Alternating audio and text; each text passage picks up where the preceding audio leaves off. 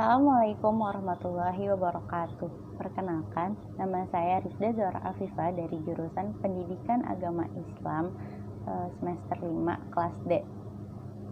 Baiklah, di sini saya akan memaparkan mengenai desain kurikulum. Yang pertama yaitu ada pengertian desain kurikulum. Pengertian desain kurikulum secara umum adalah sebagian dari hasil suatu pemikiran yang mendalam mengenai hakikat pendidikan dan pembelajaran.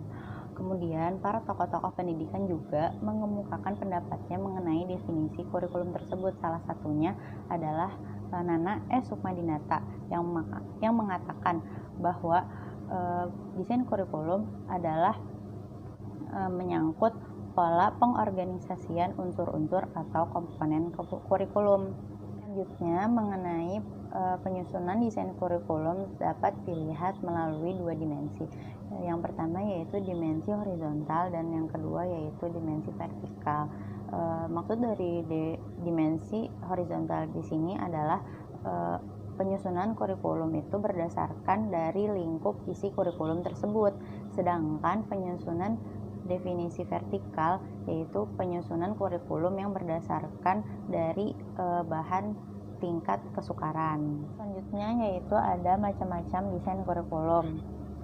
Dalam bukunya Witna Sukmajaya terdapat 3 jenis macam-macam desain kurikulum. Yang pertama ada desain kurikulum berorientasi pada disiplin ilmu, yang kedua ada desain kurikulum yang berorientasi pada masyarakat, dan yang ketiga ada desain kurikulum berorientasi pada siswa.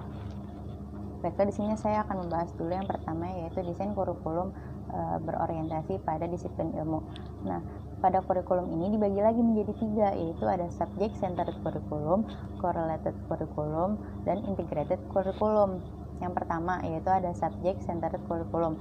Dalam subject centered curriculum ini, dalam kurikulum ini yaitu mengacu pada bahan ajar atau mata pelajaran yang akan diajarkan kepada siswanya.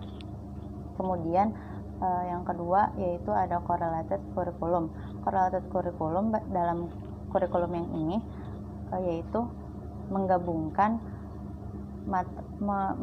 beberapa mata pelajaran atau bahan ajar yang disatukan agar pembahasan dalam pembelajaran tersebut menjadi cakupannya lebih luas. Dan yang ketiga yaitu ada integrated curriculum. Integrated curriculum yaitu menggunakan metode integrate, yang berarti dalam kurikulum tersebut tidak menyebutkan nama-nama mata pelajaran atau bidang studi tersebut. Yang kedua ada desain kurikulum yang berorientasi pada masyarakat. Nah, maksud dalam desain kurikulum yang berorientasi kepada masyarakat ini yaitu didasarkan kepada tujuan sekolah, yaitu untuk memenuhi kebutuhan masyarakat. Oleh karena itu, kebutuhan masyarakat tersebut harus dijadikan landasan atau acuan dasar dalam membuat kurikulum ini. Baiklah, selanjutnya yang ketiga yaitu ada desain kurikulum yang berorientasi kepada siswa. Nah, asumsi dari landasan kurikulum yang ini yaitu bahwa pendidikan diselenggarakan untuk membantu para peserta didik. Oleh karena itu, segala sesuatu yang berkenaan mengenai pendidikan tidak boleh terlepas dari kehidupan para peserta didik. Dan juga pendidikan di sini dan dalam isi pendidikan kurikulum ini tidak boleh terlepas dari kehidupan para siswa sebagai peserta didik. Baiklah, poin yang selanjutnya yaitu ada sifat-sifat desain kurikulum. Nah, dalam sifat-sifat desain kurikulum ini ada 10, yaitu yang pertama strategis. Strategis di sini karena merupakan instrumen yang sangat penting untuk mencapai tujuan pendidikan nasional. Kemudian yang kedua yaitu ada komprehensif. Komprehensif yaitu mencakup keseluruhan aspek kehidupan masyarakat. Dan yang ketiga yaitu ada integratif. Integratif di sini yaitu mengintegrasikan secara luas, mencakup pengembangan dimensi kualitas dan kuantitasnya. Kemudian yang keempat yaitu ada realistik. Realistik di sini yaitu berdasarkan kebutuhan secara nyata. Kemudian yang kelima yaitu ada humanistik. Humanistik yaitu menitikberatkan kepada sumber daya manusianya. Yang keenam yaitu ada futuralistik. Futuralistik ini lebih mengacu jauh ke depan. Kemudian yang ketujuh yaitu ada bagian integral yang mendukung manajemen pendidikan secara sistematik.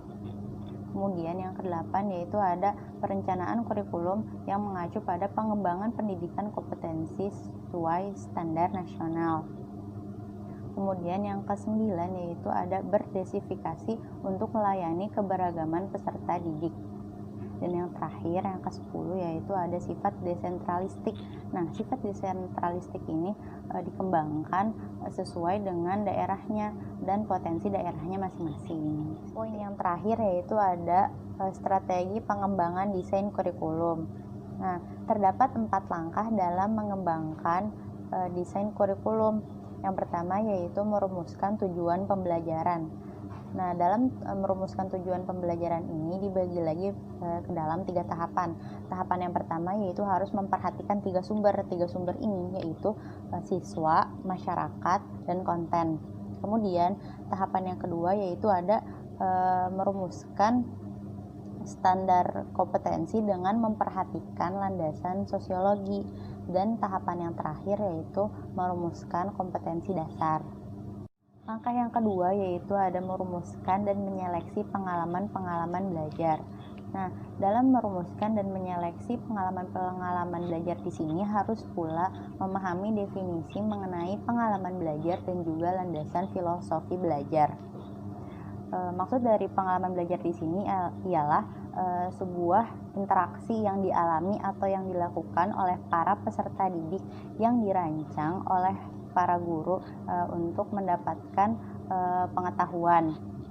Kemudian pengalaman belajar di sini juga harus dilakukan oleh para peserta didik sebagai learning activity yang menggambarkan interaksi antara para peserta didik dengan objek pembelajaran. Ketiga, ada mengorganisasi pengalaman-pengalaman belajar. Nah, desain kurikulum di sini juga dibuat untuk membantu para peserta didik dalam belajar. Kemudian pengorganisasian kurikulum juga tidak terlepas dari hal-hal penting yang mendukung, antara lain seperti teori, konsep, pandangan tentang pendidikan, perkembangan anak, serta kebutuhan dalam masyarakat. Langkah yang keempat atau yang terakhir ialah mengevaluasi kurikulum. Langkah yang terakhir dalam pengembangan kurikulum adalah evaluasi. Evaluasi dikatakan juga sebagai proses yang berkelanjutan, di mana semua data dikumpul dan kemudian dibuat pertimbangan yang bertujuan untuk memperbaiki sistem. Kemudian evaluasi juga di sini diperlukan sebagai suatu proses dalam pembuatan keputusan. Nah, mungkin cukup sekian pemaparan yang disampaikan oleh saya. Kurang lebihnya mohon maaf. Wassalamualaikum warahmatullahi wabarakatuh.